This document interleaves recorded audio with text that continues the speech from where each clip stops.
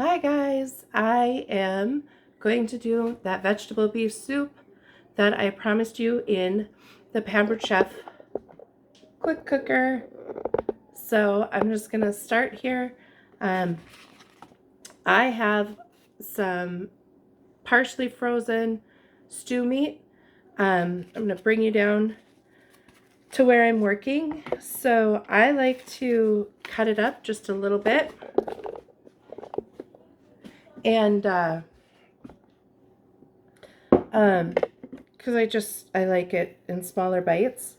So what I'm gonna do is actually first I'm gonna start. I was just kidding. I'm gonna put my quick cooker. I'm gonna turn it so you guys can see it. I'm gonna turn it on.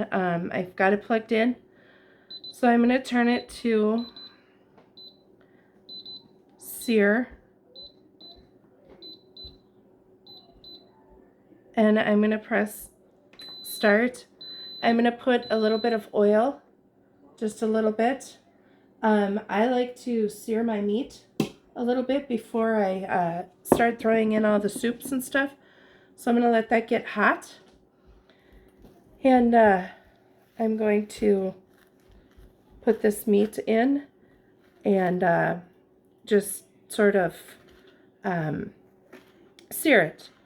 I'll just stir it around in there for a little bit, get it ready to go. So this, like I said, is partially frozen. It's actually, in my opinion, they're not uniform cut pieces, and that's okay with me. But I do just like to make it so that there's smaller bites. And just, I don't know. I don't mind the big pieces, but this just puts a little bit more meat into each bite that you get to take. So I am just going to finish cutting this up. This does not take long to heat up. In fact, it's already starting to get warm. And once I get this cut up, I am going to put this in there, and I'll grab a spoon.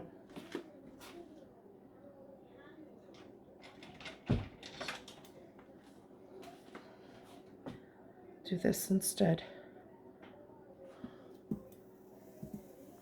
So can you hear it sizzling yet?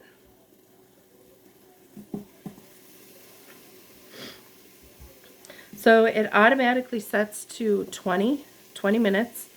You don't have to do it for 20 minutes if you need to cancel it or want to cancel it because it's where you want it to be. You can always just press keep warm cancel button, and that will let you stop the process.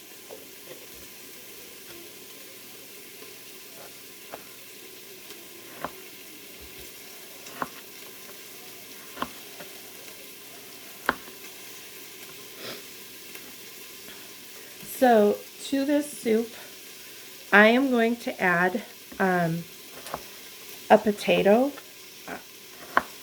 that I will dice up, and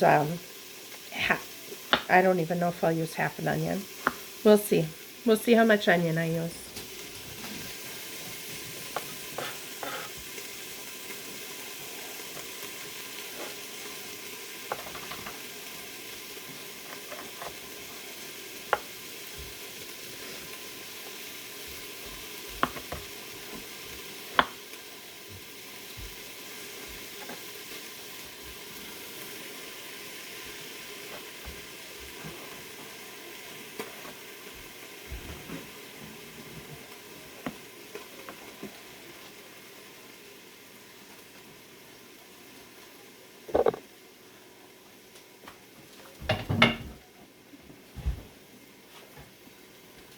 I'm going to wash my hands quick. I'll be right back. Okay, I've got my hands washed. I actually came back and Move this over a little bit. I don't know. I just kind of cubed up some potatoes, just one potato. I could have probably cut it smaller, but it'll be fine. And then I just took a few slices off that onion half that I had and just diced them pretty fine. I'm going to add some pepper. I don't measure when I cook very often, so I'm just going to put some pepper in there and some salt. I really like using the quick cooker for a lot of recipes, but this is absolutely my favorite recipe.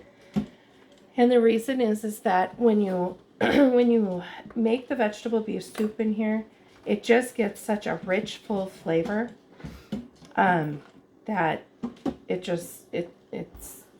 it tastes like it has been simmering on the stove all day long, and it hasn't. It's takes about 20 minutes or so, and then it once it comes up to pressure, it takes about 20 minutes. So I washed off my knife as well when I washed my hands before I did the onions here.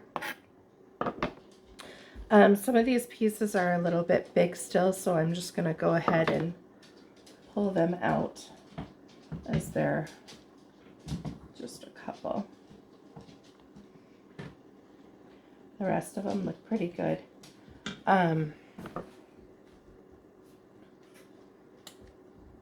So I like to use this stew meat for several different recipes that I have. Some of them are for Chinese. I like to use it for this vegetable beef soup. And you can just see too, like, what nice color. So we're at 12 minutes. So these have been in here for 8 minutes, and you can see what nice sort of coloring it has on it already. So it's nice to get it to have just a little bit of cooked. I do leave it, I make it about medium, I would say, for the doneness. Excuse me. So while this is searing, I cut up the potato, I cut up the onion. I'm going to open a can of petite diced tomatoes. And, whoops, sorry guys. I'm just going to add the juice and everything from this into the soup. And you don't have to add the potatoes. I just do. I don't know. I like a lot of vegetables in my vegetable beef soup. In fact, sometimes I could probably just have vegetable soup with beef broth. So, I don't know. It's just how I am. And then I just have a bag of frozen mixed vegetables. There's corn, carrots, green beans, and peas. So I am going to, at this point, so that we're about 10 minutes, right? Yep. So we're about 10 minutes in. I don't want my meat to cook all the way through, so I'm going to push stop. I'm going to start adding in my other ingredients here.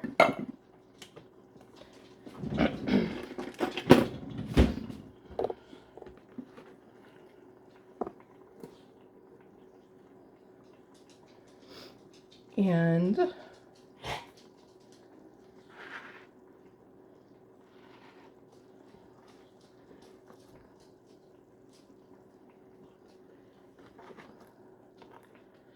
get all that scooped up. Get my frozen veggies in there.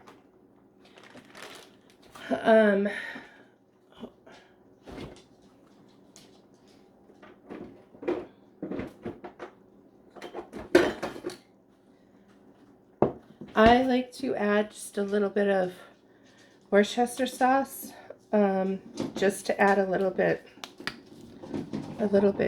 more flavor. So I don't know how much that is, a teaspoon maybe a teaspoon and a half.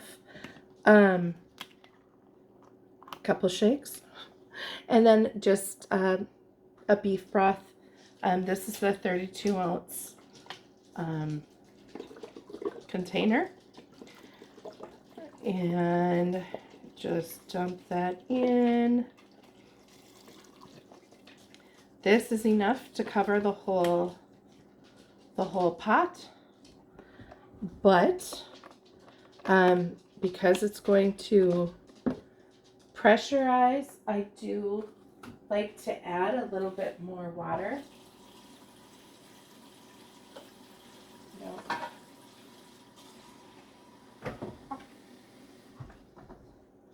I'll just add another cup of water here, and I'll show you, bring you over here and show you what this looks like. There. So you can see everything is covered with the water or with the liquid. Okay.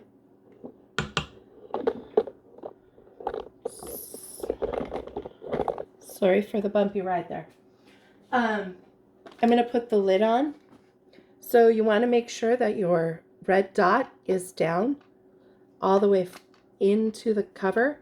And then on this vent, there is a square block.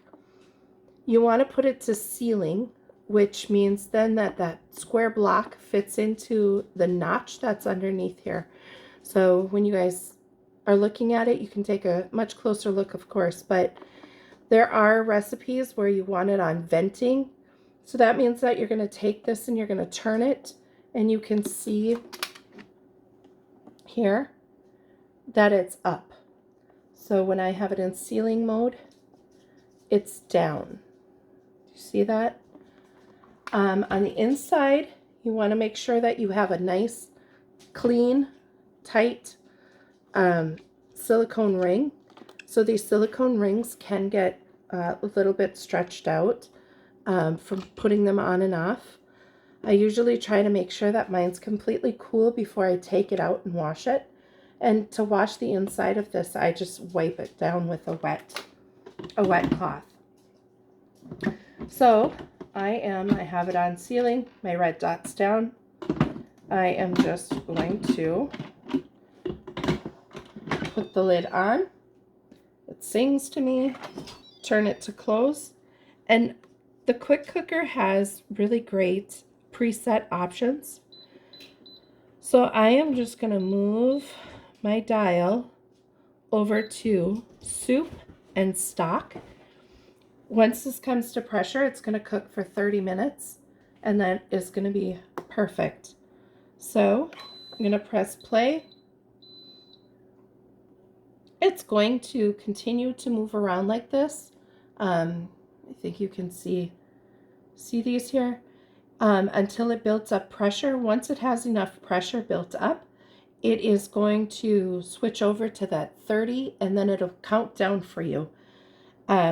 Once the 30 minutes is up, it will move to warming. So it will say warming up here, and you have the option of pressing the quick release button here to release all the steam, or you can let it naturally release, and this will kind of like bobble up and pop up. Once the pressure is completely released, this red button will go back down. So I will bring you guys back when it's done, and I will show you what it looks like. All right, you guys, so you can see that the red button is up. The pressure is built. It's starting to steam out. I am going to release the steam on here.